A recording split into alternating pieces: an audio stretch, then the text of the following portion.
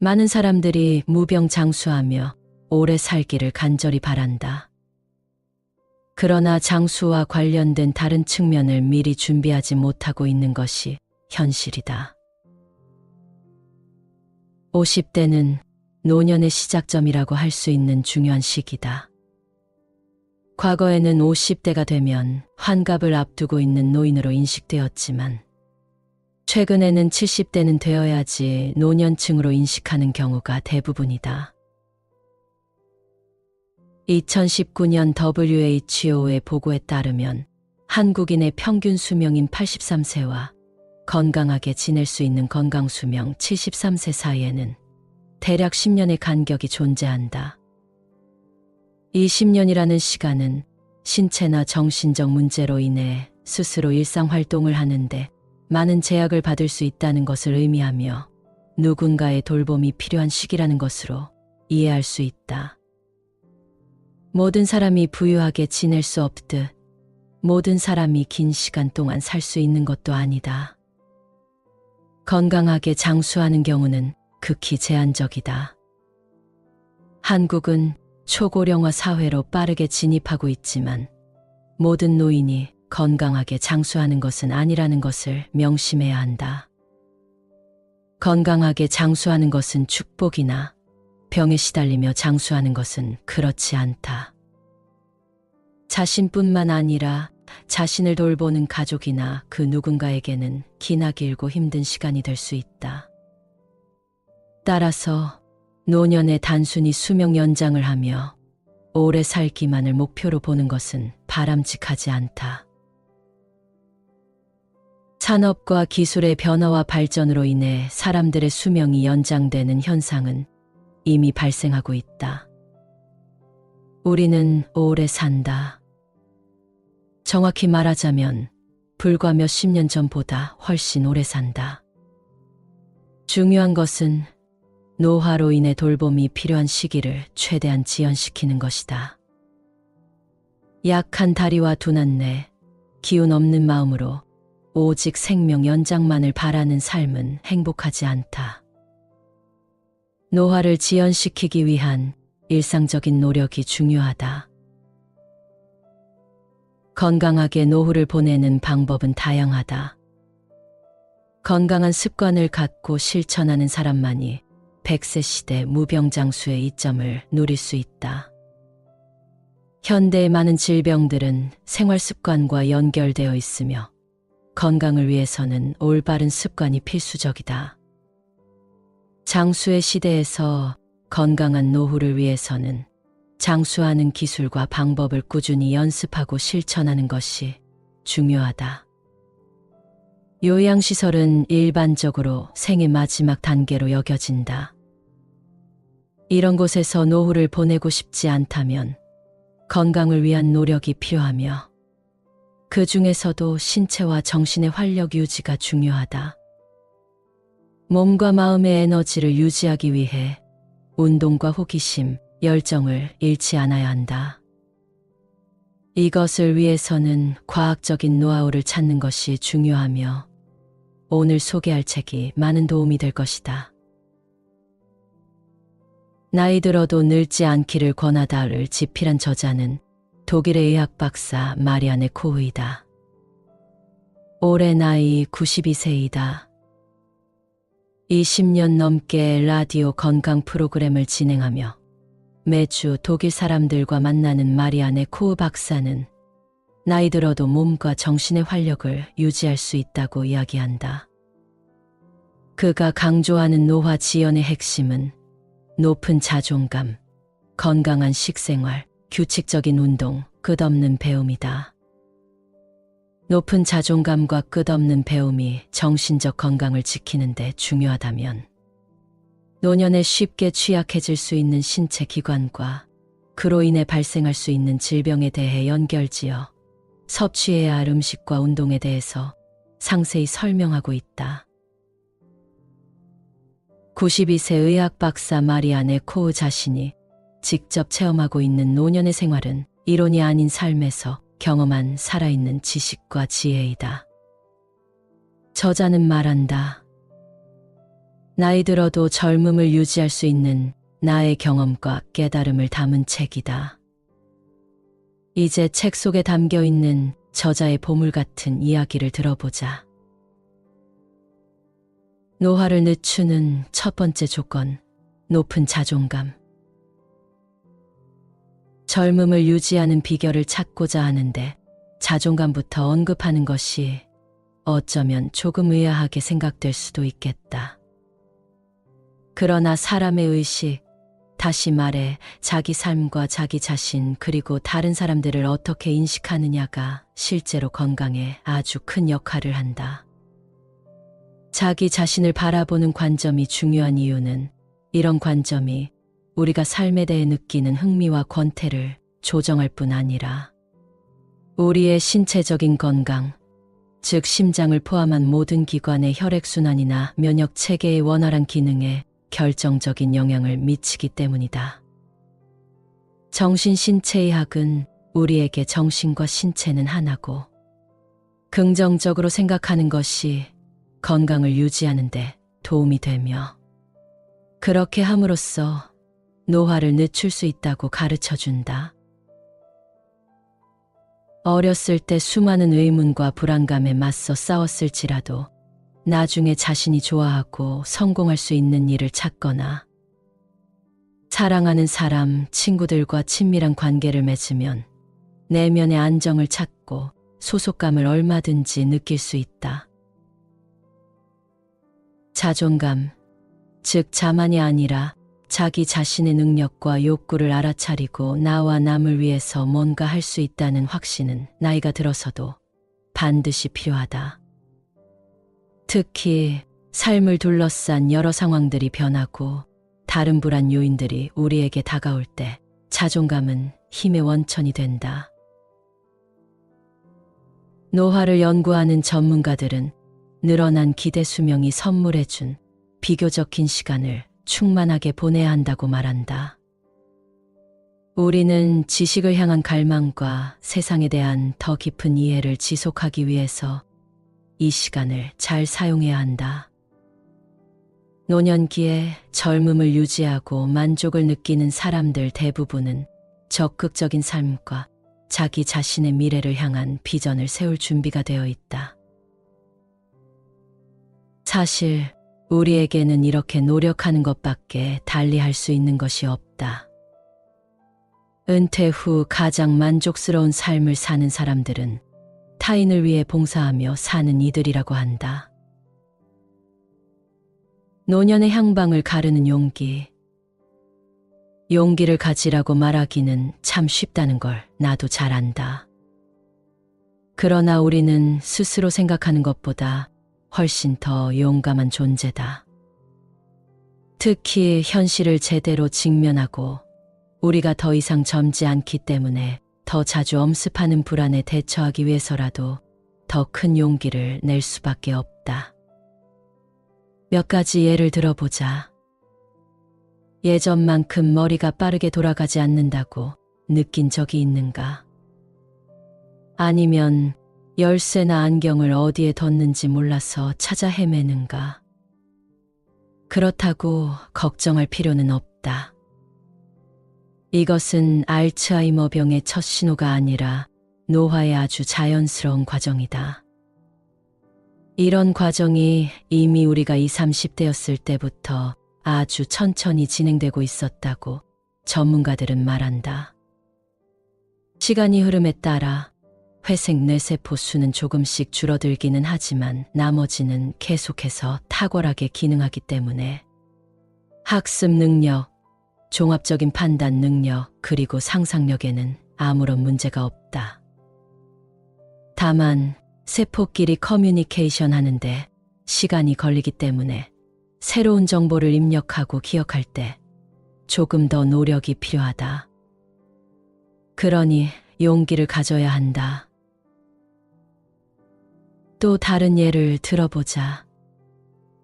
사장이 최근에 부쩍 인력 감축, 조금 있으면 더 이상 다른 선택의 여지가 없을 수도 같은 말을 자주 한다.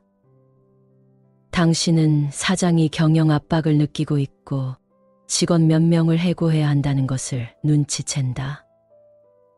경영 악화 때문에 어쩔 수 없이 말이다. 아니면 나이 든 직원들을 파트타임으로 돌릴지 모른다. 그런데 하필 당신이 해고 대상자가 된다. 그야말로 재앙이다. 고용노동부에 찾아가면 직원은 고개를 가로저으며 선생님 연세에는 더 이상 마땅한 일자리가 라고 중얼거릴 것을 예감하기 때문이다. 그러면 자존감 따위는 저 멀리 달아난다. 집안에서의 위상, 안정적인 수입, 9월에 그랑카나리아 섬으로 떠나기로 했던 여행, 좋은 회사 동료들 등 모든 게 다 사라져 버린다. 어떻게 해야 할까? 이런 상황에서 무엇을 해야 할지는 분명하다. 해고를 당한 후 자신의 권리와 경제적 보상에 관한 상담을 받는 것 외에 새로운 목표를 세워야 한다. 자기 연민에 빠지는 대신 자신의 삶을 다시 한번 완전히 다르게 시작할 수 있다는 홀가분한 깨달음에 이를 수 있어야 한다. 나이 들었을 때 중요한 것. 새롭게 시작할 수 있는 용기. 종이와 연필을 챙겨 차분히 자리 잡고 앉아서 자신이 정말 관심 있는 것이 무엇인지 적어보자. 다행히 나이 든 사람들에 대한 이미지가 많이 변했다. 나이 들었다는 이유로 아무것도 안 하고 가만히 있거나 예전의 것들을 움켜쥐고 있는 모습을 떠올리는 사람은 이제 거의 없다. 물론 우리같이 나이 든 사람들은 10대라면 누구나 능숙하게 처리하는 컴퓨터와 관련된 문제를 가끔 겪기는 한다. 그렇지만 회의적인 사회학자들조차도 은퇴자 중에는 젊은이들보다 생각이 더 기발하고 행동이 더 과감한 사람들도 있다는 것을 인정한다. 여전히 우리에게는 시간이 있으며 이 시간을 이용할 수 있는 자유가 많다. 코로나 팬데믹으로 인해서 활동이 제한되고 여행과 일상적인 만남이 어려울 때에도 우리 중 많은 사람들은 새로운 관심사나 자신의 가능성을 발견했다. 환상적인 요리나 인형 만들기부터 그리스 역사 탐구까지 우리가 상상하는 것보다 우리 앞에는 훨씬 더 많은 기회들이 놓여 있다. 우리는 새로운 정보와 생각, 감정, 무엇보다 살아있다는 감각과 이 세상에 동참해서 살아간다는 깨달음을 통해 변한다. 그것이 바로 자존감이며 당신이 젊음을 유지하기 위해 필요한 것이다. 우리에게는 여전히 시간이 있다. 노화를 늦추는 두 번째 조건, 건강한 식생활. 앞에서 우리의 정신을 재무장했으니 이제 젊음을 유지하는 또 다른 측면을 살펴보자. 바로 우리 몸이다. 사실은 늦어도 30살쯤에는 누구나 자기 몸을 잘 살피고 건강하게 돌봐야 한다. 그래야 노년을 별 문제 없이 맞이할 수 있다. 유감스럽게도 그럴 기회를 놓쳤다고 생각하는가? 절대 늦지 않았다. 당신이 70세가 다 되어서야 건강을 해치는 나쁜 습관들을 버리겠다고 결심한다면, 예를 들어 마침내 담배를 끊고 몸에 해로운 음식을 멀리하고 당장 매일 30분씩 운동을 하거나 적어도 산책이라도 한다면 당신의 몸은 정말 기뻐할 것이다. 특히 뇌와 같은 기관에 혈액순환이 원활하게 이루어지고 근육이 다시 생기고 면역 체계가 자신이 맡은 중요한 임무에 집중하게 된다. 우리가 건강한 몸으로 노년을 보내려면 우선 젊음을 유지하는 5개의 기둥을 명심해야 한다. 이 기둥은 튼튼한 뼈, 유연한 관절, 강한 근육, 탄력 있는 혈관, 그리고 깨어있는 뇌세포다. 연구진들은 최근 몇 년 사이 노년의 신체 건강을 위협하는 몇 가지 요인들을 발견했다. 우선 나쁜 결과를 초래할 수밖에 없는 낙상과 근육이 서서히 줄어드는 근감소증을 조심해야 한다. 독감이나 대상포진뿐만 아니라 암 질환을 유발할 수 있는 면역 체계의 약화도 주의해야 한다. 또한 연구진들은 우리가 오랫동안 별 문제가 없다고 여겼던 현상을 가장 집중적으로 연구했다. 연구 결과에 따르면 이것은 기대 수명을 단축시키고 삶의 질을 떨어뜨리는데 결정적인 역할을 한다. 바로 과체중이다. 우리는 이런 모든 문제들을 살펴볼 것이다. 하지만 그에 앞서 나이가 많든 적든 그 중요성을 제대로 인식하지 못하고 있는 주제를 먼저 언급하고 넘어가려고 한다. 몸을 튼튼하게 하고 엄청난 수의 세포에 에너지를 공급하기 위해서 우리는 몸에 어떤 먹거리를 제공하는가? 가능한 해로운 것들을 배제하려고 노력하는가? 먹는 즐거움이 우리의 몸뿐만 아니라 우리의 영혼에도 좋은 영향을 미친다는 것을 인식하고 있는가? 우리는 건강한 음식을 섭취해야 할 뿐만 아니라 우리의 마음을 어루만져 주는 음식을 섭취해야 한다. 조금 과장되게 들릴 수도 있지만 실제로 우리가 먹는 음식이 노화로 인한 질병을 예방하는 중요한 도구가 될 수 있다. 우리는 결단을 내려야 한다. 우선 상당히 파렴치한 식품 산업계가 뻗치는 다양한 유혹의 손길에 어떻게 맞설 것인가 하는 문제다. 전문가들은 우리가 지역에서 생산되는 신선한 채소, 제철 과일, 비타민이 풍부한 샐러드와 건강한 자연식품 대신에 우리 몸의 면역 체계를 해치는 방부제, 인공감미료, 그리고 인공향신료 등등 각종 화학물질이 들어간 식품들을 고른다고 말한다. 질이 낮은 원재료와 과도한 지방, 설탕, 그리고 소금 함량에 대해서는 말할 것도 없다.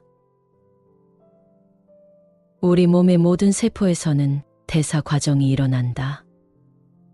세포는 자신의 작은 발전소인 미토콘드리아에서 받은 영양소를 에너지로 바꾼다. 이때 소위 활성산소라고 하는 부산물이 만들어진다. 활성산소는 상당히 공격적인 쓰레기로 세포를 손상시키고 산소 공급을 방해하고 조기에 세포가 죽게 한다. 어떤 사람이 섭취하는 음식에 화학물질이 많이 들어있을수록 그의 몸은 환경 독소에 더 많이 노출되고 그만큼 활성산소의 양은 더 많아지며 세포들은 활성산소로부터 벗어나기에 점점 더 어려워진다. 그렇지만 우리는 세포가 이런 활성산소를 떨치도록 도울 수 있다. 올바른 영양 섭취를 통해서이다. 신선한 채소, 과일, 견과류, 그리고 좋은 품질의 식물성 기름에는 활성산소를 막는 항산화 물질이 들어있다. 비타민과 소위 2차 대사산물이라고 하는 플라보노이드, 라이코펜, 베타카로틴, 페놀산 등이 있다. 이런 성분들은 우리 세포를 젊게 유지하는 데 도움이 된다. 모든 세포에 해당되지만 그 중에서도 특히 독감, 암, 대상포진과 같은 질병으로부터 우리를 지켜주는 면역세포에 도움이 된다. 나이가 들어서도 튼튼한 뼈를 유지하기 위해서는 충분한 양의 칼슘을 섭취해야 한다. 뼈는 다른 기관과 마찬가지로 계속해서 재생되어야 하기 때문이다. 치즈, 브로콜리 같은 특정한 채소 또는 칼슘 함량이 높은 생수 등을 마심으로써 일일 권장량을 쉽게 채울 수 있다. 우리는 혈관이, 그 중에서도 특히 동맥이 좁아지거나 막히게 되는 동맥 경화의 위협을 받고 있다는 것을 알고 있다. 따라서 콜레스테롤 함량이 높은 동물성 지방의 과다 섭취를 주의해야 한다. 지방이 많은 붉은 고기, 햄, 훈제 식품, 버터와 크림 등을 조심해야 하며 버터 대신에 식물성 기름, 예를 들어 올리브유나 카놀라유를 사용해서 요리하는 걸 권한다. 그렇다고 식습관만으로 높은 콜레스테롤 수치를 낮출 수 있는 것은 아니다. 많은 사람들의 경우 유전적 소인으로 인해 간에서 너무 많은 콜레스테롤을 만들어내기 때문이다. 그렇지만 추가적으로 약을 복용해야 한다고 해도 콜레스테롤 함량이 낮은 음식을 섭취하는 것은 도움이 된다. 한편 노화를 연구하는 전문가들은 나이 든 사람들이 쇠약해지고 근손실이 나타나는 이유가 신체 활동뿐 아니라 단백질 섭취가 부족하기 때문임을 밝혀냈다. 꾸준한 운동은 물론 지방이 적은 육류나 생선 또는 계란에 들어있는 질 좋은 단백질 섭취를 늘려야 한다고 말한다. 나이 든 사람들이 단백질이 풍부한 식사를 할 수 있도록 각별히 신경을 써야 하는 이유다. 성공적인 체중 감량법. 가장 중요한 점은 천천히 체중을 감량하는 것이다. 참고할 만한 간단한 방법을 살펴보자. 우선 한두 주 동안 먹고 마신 것을 빠짐없이 다 기록한다. 먹은 양도 기록하고 텔레비전을 보면서 먹은 간식, 레모네이드나 콜라도 놓치지 말자. 기록을 가지고 영양 전문가를 찾아간다. 기록한 내용을 바탕으로 살찌게 만든 주범은 무엇이고 대체할 수 있는 음식은 무엇인지 상담한다. 달달한 간식이나 레모네이드 같은 칼로리 폭탄은 아예 끊는 것이 좋다. 케이크, 아이스크림, 초콜릿, 잼같이 설탕 함량이 높은 식품들은 칼로리가 높다는 것 외에 또 하나의 단점이 있기 때문이다. 이런 식품들은 다량의 포도당을 세포로 보내기 위해서 췌장이 다량의 인슐린을 생성하게 만든다. 이때 인슐린의 일부가 사용되지만 일부분은 한동안 혈액 속에 남아서 혈당을 낮추고 얼마 후 저혈당이 되게 만들기 때문에 이로 인해 엄청난 배고픔을 느끼게 된다. 그 결과는 자명하다. 또다시 초콜릿을 향해 손을 뻗게 되는 것이다. 영양 전문가들은 기본적으로 먹는 양도 줄여야 한다고 권한다. 급격하게 줄이지는 않더라도 4분의 1 정도는 줄여야 한다. 동시에 포만감을 느낄 수 있도록 천천히 먹어야 한다. 만약 당신이 과체중이라면 이런 방법으로 한 달에 1kg씩 감량하는 게 딱 좋다. 더 이상 뺄 필요도 없다. 한편 위안이 되는 부분이 있다. 이러한 새로운 식생활을 한동안 유지하면 예전에 즐겨 먹던 고칼로리 음식들이 더 이상 당기지 않거나 아주 적은 양으로도 포만감을 느끼게 된다. 몸은 정신과 마찬가지로 학습 능력을 지닌다. 노화를 늦추는 세 번째 조건, 규칙적인 운동. 운동을 하고 난 후 혹은 1시간 정도 산책만 해도 기분이 한결 좋아지는 경험을 누구나 해봤을 것이다. 더 단단해지고 에너지가 충전되며 기분이 좋아진다. 놀라운 일은 아니다. 운동을 통해서 우리 몸을 구성하는 100조 개의 세포는 더 많은 영양소를 공급받았고, 폐는 더 많은 산소를 들이마셔 혈액에 전달했다. 심장 근육은 혈액을 모든 기관에 공급하기 위해서 더 열심히 움직여야 했지만 운동하는 것을 즐겼다. 뇌세포는 행복 호르몬인 세로토닌을 더 많이 분비했다. 다만 근육들은 너무 많이 일해야 했기 때문에 살짝 화가 났지만 그래도 이런 운동을 거쳐 더 강해진다는 것을 충분히 납득했다. 레오나르도 다빈치는 움직임은 모든 생명의 근원이다라고 말했다.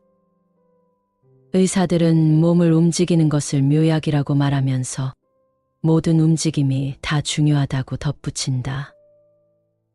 이 말은 특히 나이 든 사람들에게 주요하다. 규칙적인 신체 활동을 통해서 심혈관 질환을 예방할 수 있다는 연구 결과는 너무나 많아서 일일이 언급조차 하기 힘들다. 이미 심혈관 질환을 겪고 있다 해도 실망하긴 이르다. 특정한 훈련 프로그램으로 해당 질환을 잘 치료할 수 있다는 연구 결과도 있다. 면역 체계를 위해서도 신체 활동은 꼭 필요하며 체중 부하가 실리는 운동을 꾸준히 하지 않으면 뼈가 약해진다. 최근에 의사들은 암 환자들에게 운동 프로그램을 추가로 처방하기도 한다. 때로는 화학 치료를 더 받는 것보다 운동이 우리 몸에 도움이 되는 경우도 있다는 사실이 밝혀졌기 때문이다. 환자들은 운동을 통해서 다시 긍정적인 생각을 하고 자신의 몸을 신뢰하게 된다. 물론 나이가 들면 더 이상 스키를 타고 신나게 설산을 질주하며 내려가지는 못하겠지만 평지에서 크로스컨트리 스키를 즐길 수 있다. 수영장의 3m 점프대에서 다이빙을 하는 대신 물속에서 아쿠아로빅을 하면서 관절을 단련할 수도 있다. 조깅을 하는 대신에 노르딕 워킹을 하거나 그냥 가볍게 산책을 해도 된다. 산책을 하면서 운동도 할 수 있어서 정말 좋다.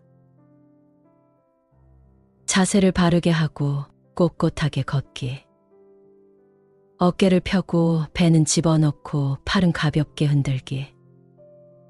균형 감각을 연습하기 위해서 가상의 선을 따라서 정확하게 30걸음 걷기. 네 걸음 걸으면서 코로 숨을 깊이 들이마시고 다시 네 걸음 걸으면서 입으로 숨을 내쉬기. 마지막 방법은 5번 반복하는데 폐 건강에 도움이 된다. 가장 심각한 노인성 질환, 외로움.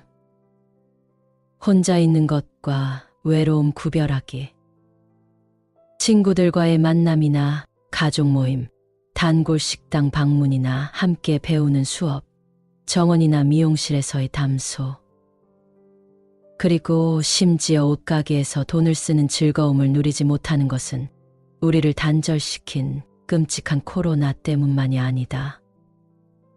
팬데믹 상황이 어쩌면 나는 완전히 혼자다라는 느낌을 강화시켰을 수는 있다. 하지만 이런 느낌은 그전부터 잠재되어 있었을 것이다. 뒤로 물러나 숨는 사람은 오히려 우리 자신인 경우가 많다. 특히나 개인적으로 상실을 경험한 이후에 말이다. 자녀들은 멀리 떨어져서 살고 있다. 그동안 여행을 다닐 여력도 없었으나 이제 여행을 다니기에는 너무 기력이 쇠했다. 친구들과도 다 소원해졌다. 그러다 보니 활동적인 삶과 점점 더 멀어지게 된다. 악순환이 반복된다고 할 수 있다. 악순환이라 표현한 이유가 있다. 더 이상 어디에도 속하지 않는다는 느낌은 영혼을 피폐하게 만들고 동시에 몸에도 해롭기 때문이다. 외로움은 그냥 혼자 있는 것과는 완전히 다르다. 나 역시 그렇지만 나는 혼자서도 잘 지내는 사람들을 많이 알고 있다. 혼자서 창의적인 일을 하고 계획을 세우고 집안을 가꾸고 머릿속도 정리하면서 알차게 지낸다. 하지만 외로움은 사람을 마비시킨다. 무기력하고 모든 힘의 원천으로부터 차단되고 어두운 감정에 습격당하고 우울증에 걸린 것과 비슷해진다. 외로우면 말을 제대로 할 수 없고 외로우면 생각도 제대로 할 수 없다. 내가 갖고 있는 생각이 반영을 얻지 못하고 마치 시작과 끝도 없는 레일 위를 달리는 장난감 기차처럼 계속해서 빙빙 돌기만 한다. 그러면서 사소한 문제들도 위협적인 문제들로 바뀐다. 그래서 사람들이 자기에게 귀를 기울여주고 소속감을 주는 이단 종교에 빠지거나 음모론을 믿게 되는 것도 놀라운 일은 아니다. 외로움은 육체적으로나 정신적으로 사람을 병들게 만든다. 노화 연구 전문가들은 외로움을 가장 심각한 질병으로 간주한다. 나이 든 사람들에게 외로움이 너무나 광범위하게 퍼져 있기 때문이다. 외로운 사람들은 자신도 모르게 일종의 지속적인 스트레스에 노출되어 있는 것과 다름없다. 지속적인 스트레스는 면역체계에 손상을 입힌다. 스트레스를 계속 받으면 너무 많은 염증 물질들이 몸속을 돌아다니기 때문이다. 이로 인해 코르티손, 혈압 그리고 혈중 지방 수치가 올라갈 수 있다. 몸의 면역 방어 기능이 떨어지게 되면 우리는 감염이나 암에 더 취약해진다. 여러 연구를 종합해보면 충분한 사회적인 유대감이 없는 사람들에게 관상동맥의 변화와 뇌졸중이 현저히 자주 발생한다는 것을 알 수 있다. 그리고 외로움은 정신적인 위축에 그치지 않고 치매로까지 이어질 수 있다. 외로움을 인정하고 먼저 다가가기. 그런 자신의 상태를 인정하는 것이 첫걸음이라고 생각한다. 하지만 결코 쉬운 일은 아니다. 그래, 빌어먹을 난 외로워라고 자신에게 말해야 하기에 스스로 실패한 듯한 감정이 들기 때문이다. 그리고 바로 뒤이어 나는 왜 외로운가? 아무도 나를 좋아하지 않는 것인가? 아니면 내가 친구들, 친척들, 지인들, 동료들을 나쁘게 대했나? 나는 그들을 지루하게 하고 항상 기분을 언짢게 하거나 아니면 아예 그들 관심 밖에 사람이 되어버린 걸까? 사실은 내 탓이 아니라 사람들이 젊은 사람들과 어울리는 것을 더 좋아하거나 컴퓨터로 노는 걸 더 좋아하기 때문일까 하는 생각들이 줄줄이 이어질 것이다. 물론 외로움을 다른 사람들이나 자신이 처한 상황 탓으로 돌릴 수도 있다. 하지만 그렇게 한다고 해서 문제가 해결되지는 않는다. 다른 사람들과 다시 교류하고 주목을 받고 인정받는 것이 궁극적인 목적이기 때문이다. 이때 나이 든 사람들에게 반드시 필요한 것이 바로 용기이다. 사람들에게 다가갈 용기는 예전에는 아무런 접점도 없었던 공동체에 들어가는 것을 의미하기도 한다. 지역사회에서는 사람들이 어울릴 수 있는 기회들을 놀라울 만큼 많이 제공한다. 내가 살고 있는 곳만 해도 주민들을 위한 여러 흥미로운 프로그램들이 개설되어 있다. 다음 모임이 있을 때 그냥 찾아가서 둘러보고 사람들에게 말을 걸면서 조언을 구하면 된다. 반드시 종교가 있거나 어떤 특정한 종파에 속하지 않아도 된다. 주변을 둘러보면 얼마나 많은 공동체 모임들이 있는지 놀랄 것이다. 환경기술 강좌에서부터 합창단, 문화포럼, 전시회 그리고 당연히 시니어 클럽도 있다. 당신이 사는 곳의 상황도 비슷할 것이다. 그 중에서도 다른 사람들을 돕는 것을 목적으로 하는 활동이 당신을 필요로 하고 인정받는 기분을 느끼는데 큰 도움을 줄 것이다. 그리고 더 이상 외로움도 느끼지 않을 것이다.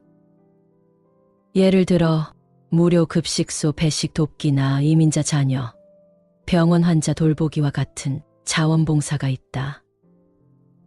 다른 사람들을 돌보는 것이 외로움에서 빠져나올 수 있는 가장 확실한 길이다. 그러니 용기를 내어 이런 기회들을 잘 이용해보자. 첫 번째 모임이 마음에 들지 않으면 다른 모임으로 옮기면 된다.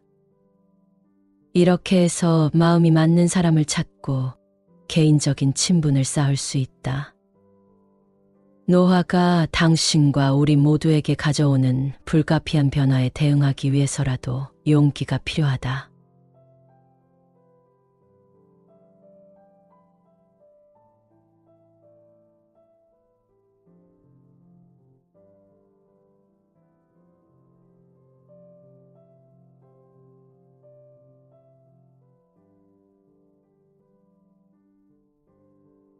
많은 사람들이 무병장수하며 오래 살기를 간절히 바란다. 그러나 장수와 관련된 다른 측면을 미리 준비하지 못하고 있는 것이 현실이다. 50대는 노년의 시작점이라고 할 수 있는 중요한 시기다. 과거에는 50대가 되면 환갑을 앞두고 있는 노인으로 인식되었지만 최근에는 70대는 되어야지 노년층으로 인식하는 경우가 대부분이다. 2019년 WHO의 보고에 따르면 한국인의 평균 수명인 83세와 건강하게 지낼 수 있는 건강수명 73세 사이에는 대략 10년의 간격이 존재한다. 이 10년이라는 시간은 신체나 정신적 문제로 인해 스스로 일상활동을 하는데 많은 제약을 받을 수 있다는 것을 의미하며 누군가의 돌봄이 필요한 시기라는 것으로 이해할 수 있다. 모든 사람이 부유하게 지낼 수 없듯 모든 사람이 긴 시간 동안 살 수 있는 것도 아니다. 건강하게 장수하는 경우는 극히 제한적이다. 한국은 초고령화 사회로 빠르게 진입하고 있지만 모든 노인이 건강하게 장수하는 것은 아니라는 것을 명심해야 한다. 건강하게 장수하는 것은 축복이나 병에 시달리며 장수하는 것은 그렇지 않다. 자신뿐만 아니라 자신을 돌보는 가족이나 그 누군가에게는 기나 길고 힘든 시간이 될 수 있다. 따라서 노년에 단순히 수명 연장을 하며 오래 살기만을 목표로 보는 것은 바람직하지 않다. 산업과 기술의 변화와 발전으로 인해 사람들의 수명이 연장되는 현상은 이미 발생하고 있다. 우리는 오래 산다. 정확히 말하자면 불과 몇십 년 전보다 훨씬 오래 산다. 중요한 것은 노화로 인해 돌봄이 필요한 시기를 최대한 지연시키는 것이다.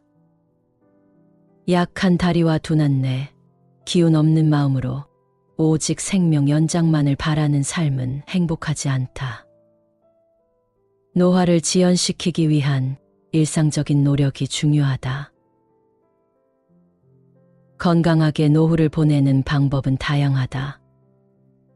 건강한 습관을 갖고 실천하는 사람만이 100세 시대 무병장수의 이점을 누릴 수 있다. 현대의 많은 질병들은 생활 습관과 연결되어 있으며 건강을 위해서는 올바른 습관이 필수적이다. 장수의 시대에서 건강한 노후를 위해서는 장수하는 기술과 방법을 꾸준히 연습하고 실천하는 것이 중요하다. 요양시설은 일반적으로 생의 마지막 단계로 여겨진다. 이런 곳에서 노후를 보내고 싶지 않다면 건강을 위한 노력이 필요하며 그 중에서도 신체와 정신의 활력 유지가 중요하다. 몸과 마음의 에너지를 유지하기 위해 운동과 호기심, 열정을 잃지 않아야 한다. 이것을 위해서는 과학적인 노하우를 찾는 것이 중요하며 오늘 소개할 책이 많은 도움이 될 것이다. 나이 들어도 늙지 않기를 권하다를 집필한 저자는 독일의 의학 박사 마리아네 코흐이다. 올해 나이 92세이다. 20년 넘게 라디오 건강 프로그램을 진행하며 매주 독일 사람들과 만나는 마리아네 코흐 박사는 나이 들어도 몸과 정신의 활력을 유지할 수 있다고 이야기한다. 그가 강조하는 노화 지연의 핵심은 높은 자존감, 건강한 식생활, 규칙적인 운동, 끝없는 배움이다. 높은 자존감과 끝없는 배움이 정신적 건강을 지키는 데 중요하다면 노년에 쉽게 취약해질 수 있는 신체 기관과 그로 인해 발생할 수 있는 질병에 대해 연결지어 섭취해야 할 음식과 운동에 대해서 상세히 설명하고 있다. 92세 의학 박사 마리아네 코흐 자신이 직접 체험하고 있는 노년의 생활은 이론이 아닌 삶에서 경험한 살아있는 지식과 지혜이다.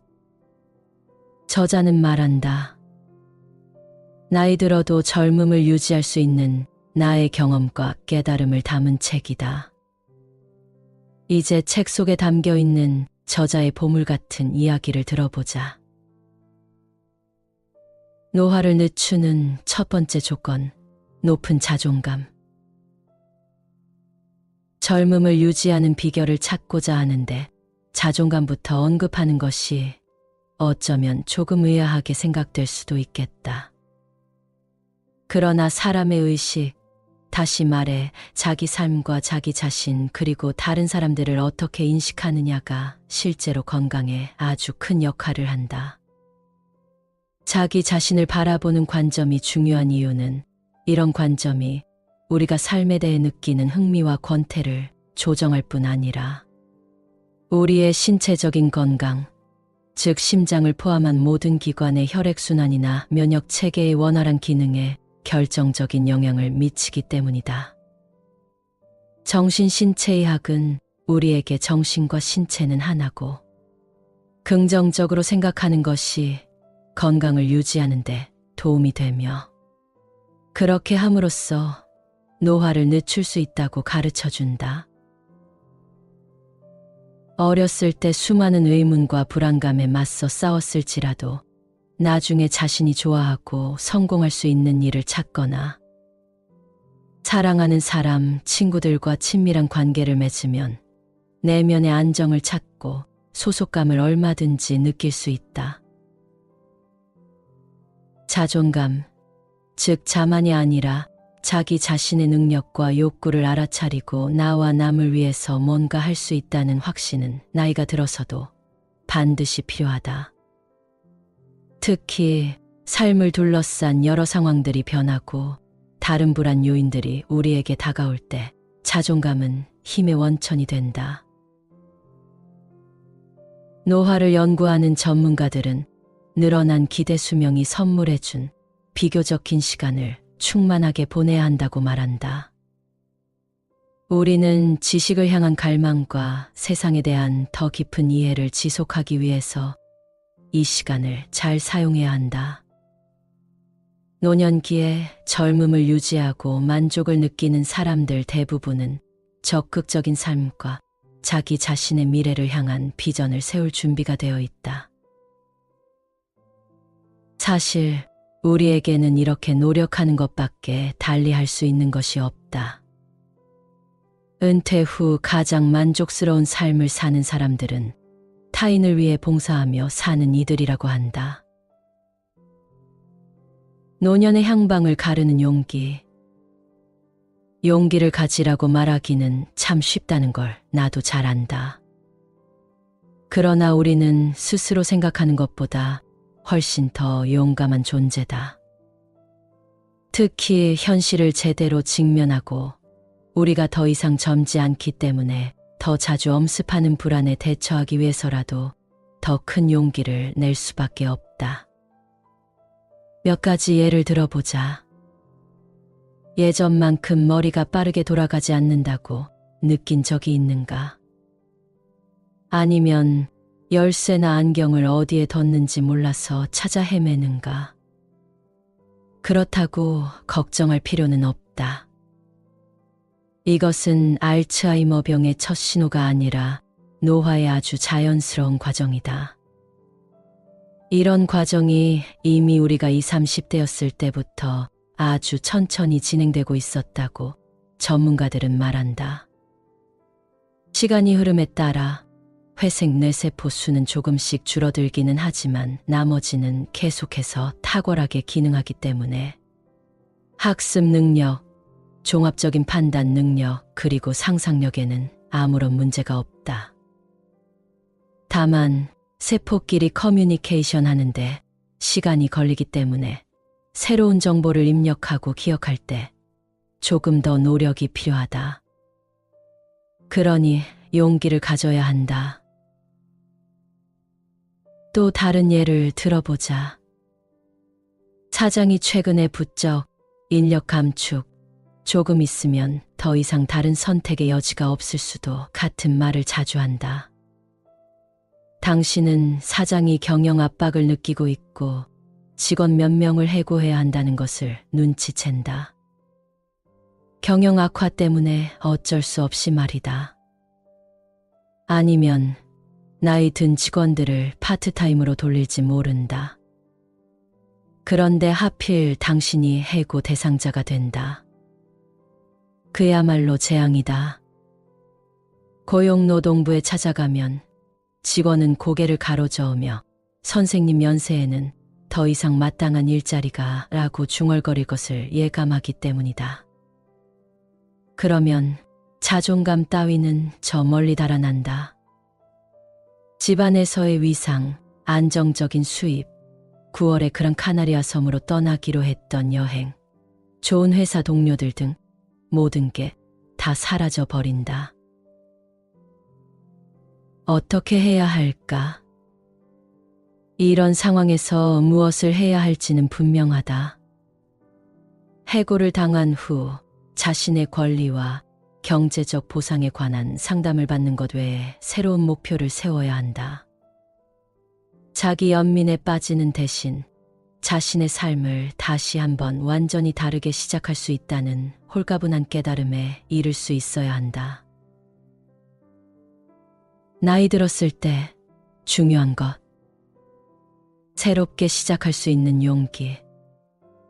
종이와 연필을 챙겨 차분히 자리 잡고 앉아서 자신이 정말 관심 있는 것이 무엇인지 적어보자. 다행히 나이 든 사람들에 대한 이미지가 많이 변했다.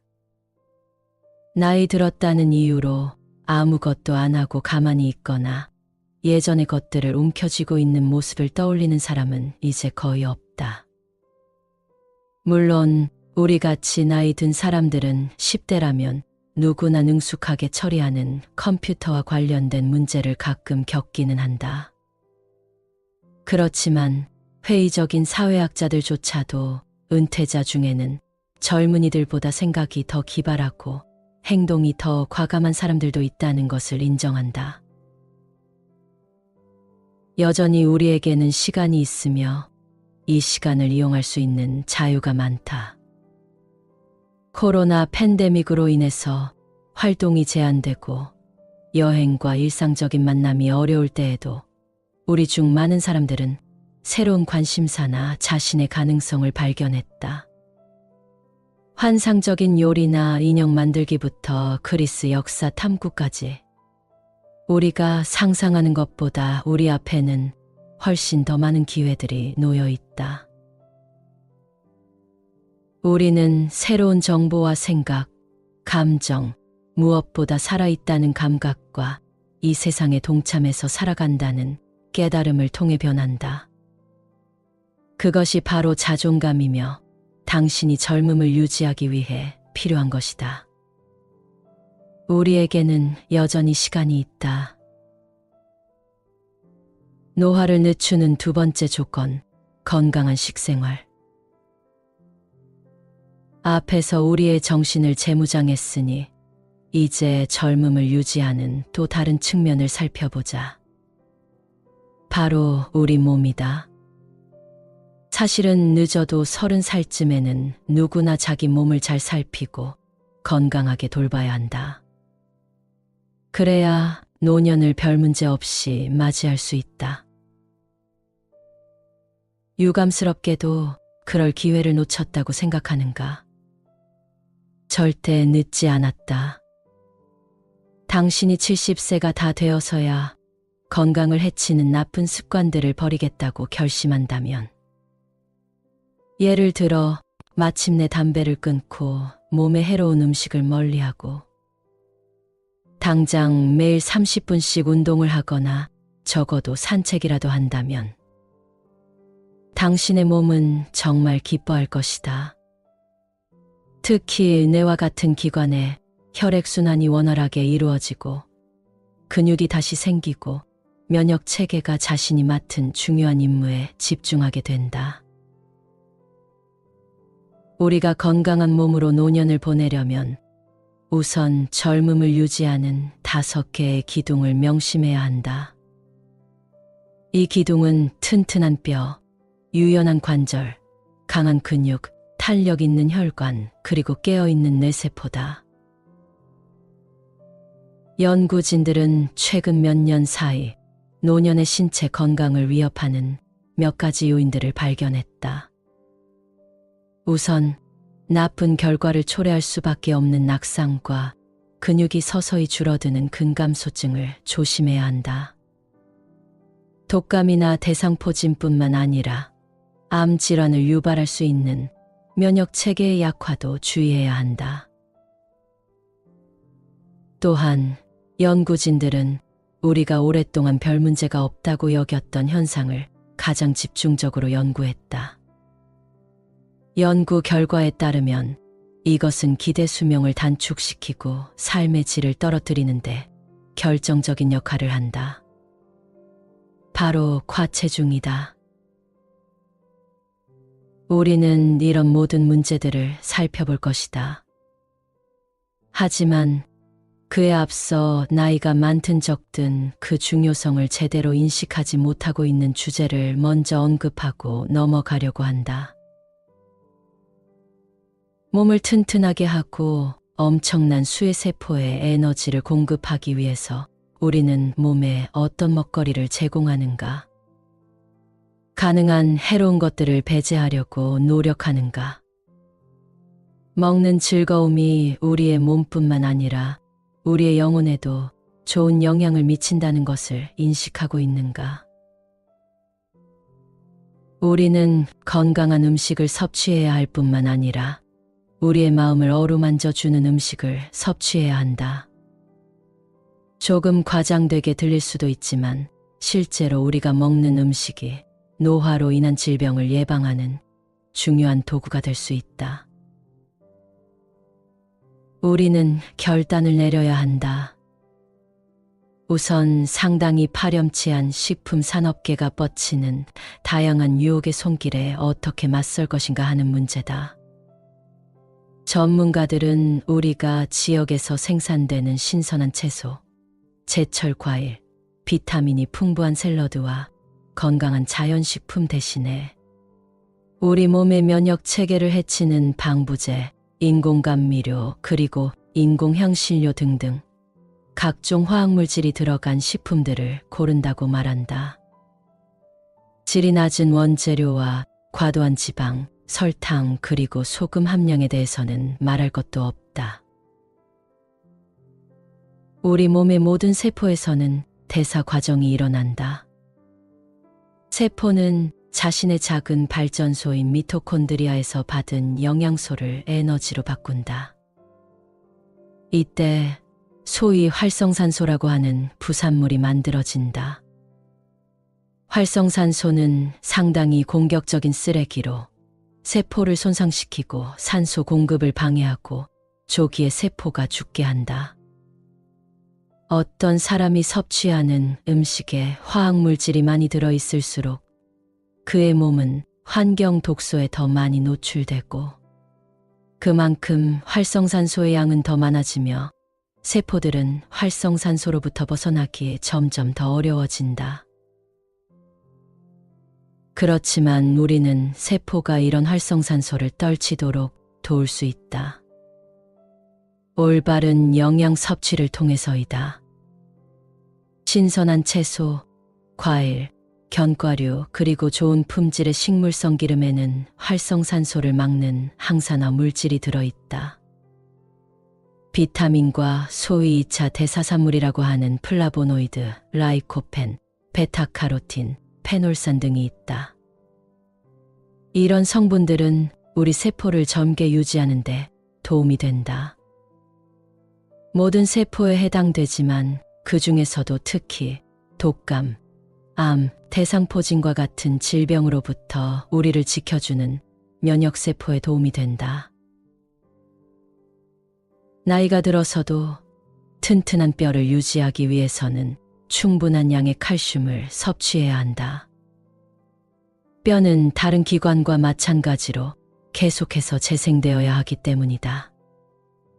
치즈, 브로콜리 같은 특정한 채소 또는 칼슘 함량이 높은 생수 등을 마심으로써 일일 권장량을 쉽게 채울 수 있다.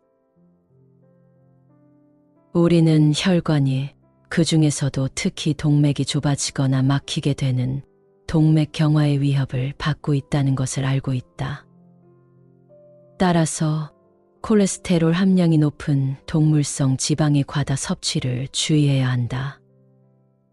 지방이 많은 붉은 고기, 햄, 훈제 식품, 버터와 크림 등을 조심해야 하며 버터 대신에 식물성 기름, 예를 들어 올리브유나 카놀라유를 사용해서 요리하는 걸 권한다. 그렇다고 식습관만으로 높은 콜레스테롤 수치를 낮출 수 있는 것은 아니다. 많은 사람들의 경우 유전적 소인으로 인해 간에서 너무 많은 콜레스테롤을 만들어내기 때문이다. 그렇지만 추가적으로 약을 복용해야 한다고 해도 콜레스테롤 함량이 낮은 음식을 섭취하는 것은 도움이 된다.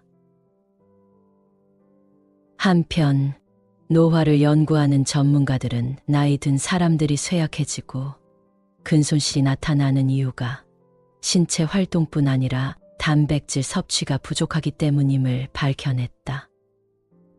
꾸준한 운동은 물론 지방이 적은 육류나 생선 또는 계란에 들어있는 질 좋은 단백질 섭취를 늘려야 한다고 말한다.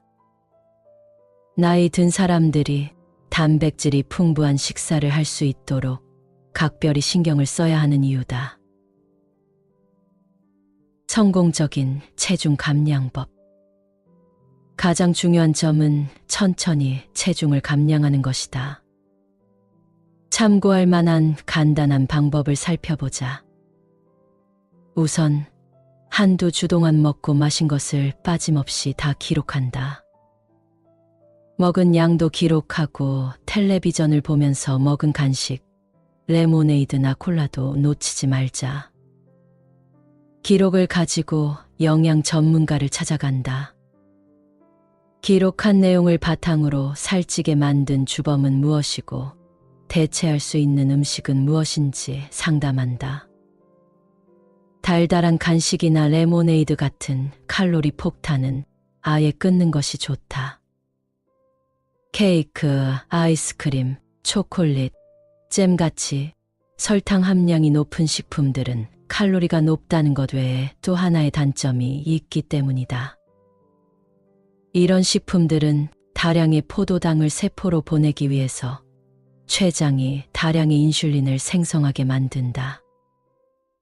이때 인슐린의 일부가 사용되지만 일부분은 한동안 혈액 속에 남아서 혈당을 낮추고 얼마 후 저혈당이 되게 만들기 때문에 이로 인해 엄청난 배고픔을 느끼게 된다. 그 결과는 자명하다. 또다시 초콜릿을 향해 손을 뻗게 되는 것이다.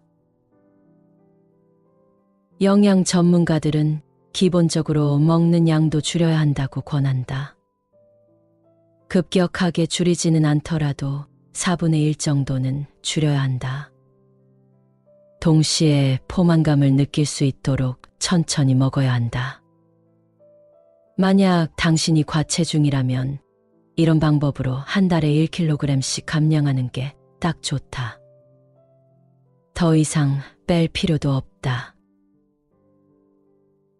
한편 위안이 되는 부분이 있다. 이러한 새로운 식생활을 한동안 유지하면 예전에 즐겨 먹던 고칼로리 음식들이 더 이상 당기지 않거나 아주 적은 양으로도 포만감을 느끼게 된다. 몸은 정신과 마찬가지로 학습 능력을 지닌다. 노화를 늦추는 세 번째 조건, 규칙적인 운동.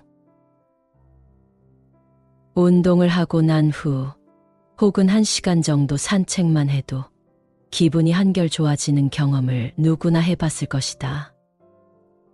더 단단해지고 에너지가 충전되며 기분이 좋아진다. 놀라운 일은 아니다. 운동을 통해서 우리 몸을 구성하는 100조 개의 세포는 더 많은 영양소를 공급받았고 폐는 더 많은 산소를 들이마셔 혈액에 전달했다.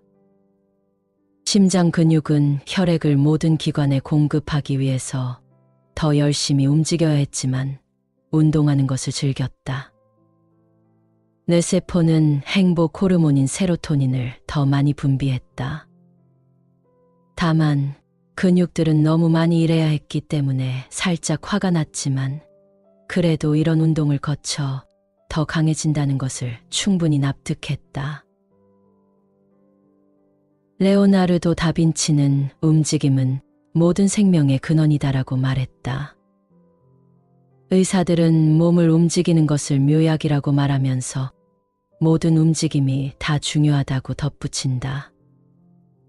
이 말은 특히 나이 든 사람들에게 주요하다. 규칙적인 신체 활동을 통해서 심혈관 질환을 예방할 수 있다는 연구 결과는 너무나 많아서 일일이 언급조차 하기 힘들다. 이미 심혈관 질환을 겪고 있다 해도 실망하긴 이르다. 특정한 훈련 프로그램으로 해당 질환을 잘 치료할 수 있다는 연구 결과도 있다. 면역 체계를 위해서도 신체 활동은 꼭 필요하며 체중 부하가 실리는 운동을 꾸준히 하지 않으면 뼈가 약해진다. 최근에 의사들은 암 환자들에게 운동 프로그램을 추가로 처방하기도 한다. 때로는 화학 치료를 더 받는 것보다 운동이 우리 몸에 도움이 되는 경우도 있다는 사실이 밝혀졌기 때문이다. 환자들은 운동을 통해서 다시 긍정적인 생각을 하고 자신의 몸을 신뢰하게 된다. 물론 나이가 들면 더 이상 스키를 타고 신나게 설산을 질주하며 내려가지는 못하겠지만 평지에서 크로스컨트리 스키를 즐길 수 있다. 수영장의 3m 점프대에서 다이빙을 하는 대신 물속에서 아쿠아로빅을 하면서 관절을 단련할 수도 있다. 조깅을 하는 대신에 노르딕 워킹을 하거나 그냥 가볍게 산책을 해도 된다. 산책을 하면서 운동도 할 수 있어서 정말 좋다. 자세를 바르게 하고 꼿꼿하게 걷기. 어깨를 펴고 배는 집어넣고 팔은 가볍게 흔들기. 균형 감각을 연습하기 위해서 가상의 선을 따라서 정확하게 30걸음 걷기. 네 걸음 걸으면서 코로 숨을 깊이 들이마시고 다시 네 걸음 걸으면서 입으로 숨을 내쉬기. 마지막 방법은 5번 반복하는데 폐 건강에 도움이 된다. 가장 심각한 노인성 질환, 외로움. 혼자 있는 것과 외로움 구별하기. 친구들과의 만남이나 가족 모임, 단골 식당 방문이나 함께 배우는 수업, 정원이나 미용실에서의 담소. 그리고 심지어 옷가게에서 돈을 쓰는 즐거움을 누리지 못하는 것은 우리를 단절시킨 끔찍한 코로나 때문만이 아니다. 팬데믹 상황이 어쩌면 나는 완전히 혼자다라는 느낌을 강화시켰을 수는 있다. 하지만 이런 느낌은 그전부터 잠재되어 있었을 것이다. 뒤로 물러나 숨는 사람은 오히려 우리 자신인 경우가 많다. 특히나 개인적으로 상실을 경험한 이후에 말이다. 자녀들은 멀리 떨어져서 살고 있다. 그동안 여행을 다닐 여력도 없었으나 이제 여행을 다니기에는 너무 기력이 쇠했다. 친구들과도 다 소원해졌다. 그러다 보니 활동적인 삶과 점점 더 멀어지게 된다. 악순환이 반복된다고 할 수 있다. 악순환이라 표현한 이유가 있다. 더 이상 어디에도 속하지 않는다는 느낌은 영혼을 피폐하게 만들고 동시에 몸에도 해롭기 때문이다. 외로움은 그냥 혼자 있는 것과는 완전히 다르다. 나 역시 그렇지만 나는 혼자서도 잘 지내는 사람들을 많이 알고 있다. 혼자서 창의적인 일을 하고 계획을 세우고 집안을 가꾸고 머릿속도 정리하면서 알차게 지낸다. 하지만 외로움은 사람을 마비시킨다. 무기력하고 모든 힘의 원천으로부터 차단되고 어두운 감정에 습격당하고 우울증에 걸린 것과 비슷해진다. 외로우면 말을 제대로 할 수 없고 외로우면 생각도 제대로 할 수 없다. 내가 갖고 있는 생각이 반영을 얻지 못하고 마치 시작과 끝도 없는 레일 위를 달리는 장난감 기차처럼 계속해서 빙빙 돌기만 한다. 그러면서 사소한 문제들도 위협적인 문제들로 바뀐다. 그래서 사람들이 자기에게 귀를 기울여주고 소속감을 주는 이단 종교에 빠지거나 음모론을 믿게 되는 것도 놀라운 일은 아니다. 외로움은 육체적으로나 정신적으로 사람을 병들게 만든다. 노화 연구 전문가들은 외로움을 가장 심각한 질병으로 간주한다. 나이 든 사람들에게 외로움이 너무나 광범위하게 퍼져 있기 때문이다. 외로운 사람들은 자신도 모르게 일종의 지속적인 스트레스에 노출되어 있는 것과 다름없다. 지속적인 스트레스는 면역체계에 손상을 입힌다. 스트레스를 계속 받으면 너무 많은 염증 물질들이 몸속을 돌아다니기 때문이다. 이로 인해 코르티손, 혈압 그리고 혈중 지방 수치가 올라갈 수 있다. 몸의 면역 방어 기능이 떨어지게 되면 우리는 감염이나 암에 더 취약해진다. 여러 연구를 종합해보면 충분한 사회적인 유대감이 없는 사람들에게 관상동맥의 변화와 뇌졸중이 현저히 자주 발생한다는 것을 알 수 있다. 그리고 외로움은 정신적인 위축에 그치지 않고 치매로까지 이어질 수 있다. 외로움을 인정하고 먼저 다가가기. 그런 자신의 상태를 인정하는 것이 첫걸음이라고 생각한다. 하지만 결코 쉬운 일은 아니다. 그래, 빌어먹을 난 외로워라고 자신에게 말해야 하기에 스스로 실패한 듯한 감정이 들기 때문이다. 그리고 바로 뒤이어 나는 왜 외로운가? 아무도 나를 좋아하지 않는 것인가? 아니면 내가 친구들, 친척들, 지인들, 동료들을 나쁘게 대했나? 나는 그들을 지루하게 하고 항상 기분을 언짢게 하거나 아니면 아예 그들 관심 밖에 사람이 되어버린 걸까? 사실은 내 탓이 아니라 사람들이 젊은 사람들과 어울리는 것을 더 좋아하거나 컴퓨터로 노는 걸 더 좋아하기 때문일까 하는 생각들이 줄줄이 이어질 것이다. 물론 외로움을 다른 사람들이나 자신이 처한 상황 탓으로 돌릴 수도 있다. 하지만 그렇게 한다고 해서 문제가 해결되지는 않는다. 다른 사람들과 다시 교류하고 주목을 받고 인정받는 것이 궁극적인 목적이기 때문이다. 이때 나이 든 사람들에게 반드시 필요한 것이 바로 용기이다. 사람들에게 다가갈 용기는 예전에는 아무런 접점도 없었던 공동체에 들어가는 것을 의미하기도 한다.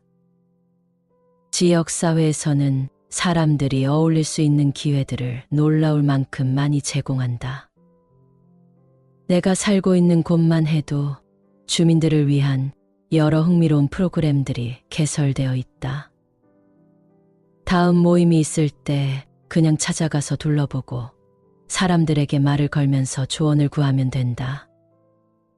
반드시 종교가 있거나 어떤 특정한 종파에 속하지 않아도 된다. 주변을 둘러보면 얼마나 많은 공동체 모임들이 있는지 놀랄 것이다. 환경 기술 강좌에서부터 합창단, 문화포럼, 전시회 그리고 당연히 시니어 클럽도 있다. 당신이 사는 곳의 상황도 비슷할 것이다. 그 중에서도 다른 사람들을 돕는 것을 목적으로 하는 활동이 당신을 필요로 하고 인정받는 기분을 느끼는데 큰 도움을 줄 것이다. 그리고 더 이상 외로움도 느끼지 않을 것이다.